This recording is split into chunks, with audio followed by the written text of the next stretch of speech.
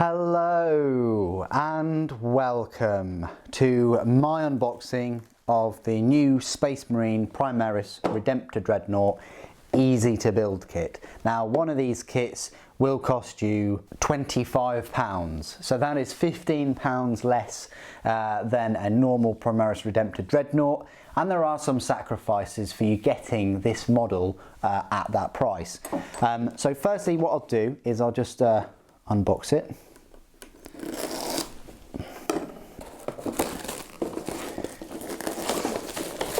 So let's have a look at the back. And this pretty much gives you the overview of it. So I think it comes in about 12 pieces or so, 12 or 13 pieces. Very straightforward to build, no glue required, push to fit model. No.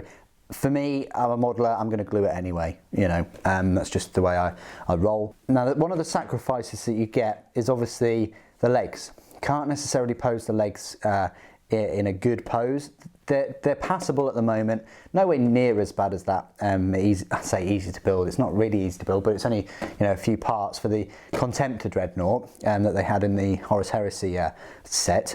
But still, the body itself is on like a little socket joint. So even if you don't glue that, you can still move that body around, and you can still move the arms sort of up and down and side to side and stuff. So there still is some posability.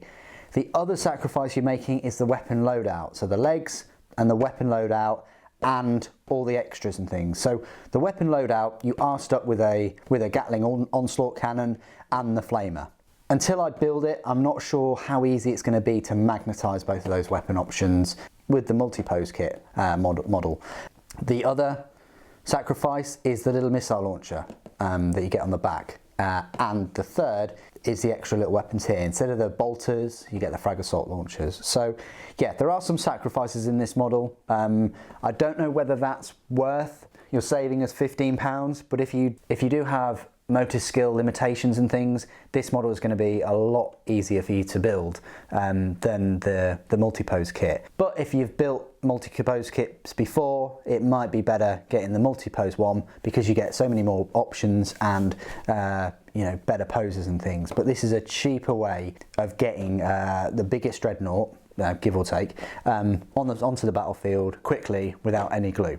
And yes, it's still £25, which is a fair bit of money, but let's face it, £25 is pretty much what an old style dreadnought used to cost. I remember buying my metal dreadnought, and I think that was either £20 or £25, and that was almost 20 years ago. So things have moved on, but it's nice that Games Workshop are bringing out these easy to build kits as viable options. So without me rambling on for too long, let's unbox this. I think it comes in like 2 sprues, I want to say, yeah. And you get the big base with the holes cut out so you can firmly plant his feet on there. And you get, like the other easy to build kits, you get an instruction book. So not too many steps, 5 steps. I think it normally takes about 2 minutes, I think the designer was saying, so we'll see. Then you get a little bit of a painting guide and the rules. I don't think they've changed from the codex, but obviously I will go through this and the rules for it, specifically for this one with the Gatling cannon too. My one, I'll do some comparisons with it because mine I magnetized mine so I could put any sort of weapon loadout and things on it. So there you go. You also get, guess what? You also get a transfer sheet, an Ultramarines vehicle transfer sheet. So that's a nice little added extra. And then these are the sprues itself. So normal standard size Gatling cannon, standard fist, and then you get the Carapace, large Carapace. They don't move, obviously, in the multi-pose kits they do.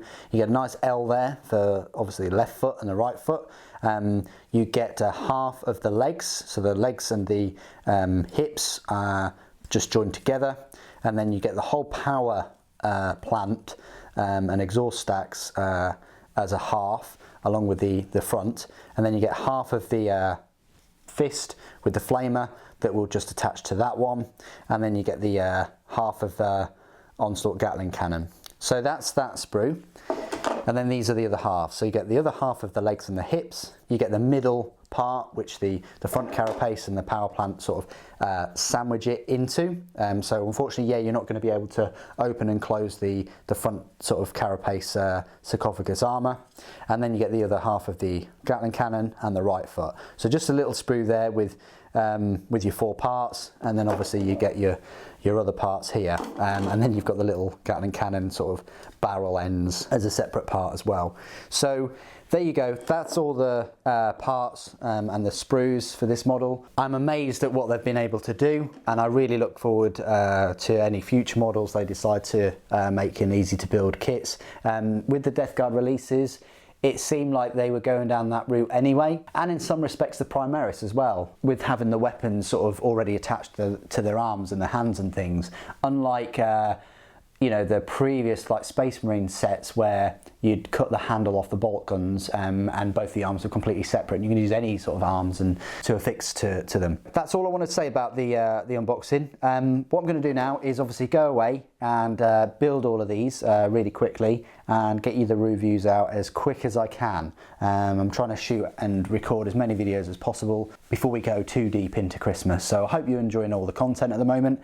Thank you ever so much for joining me today. Thank you for watching. The Emperor protects.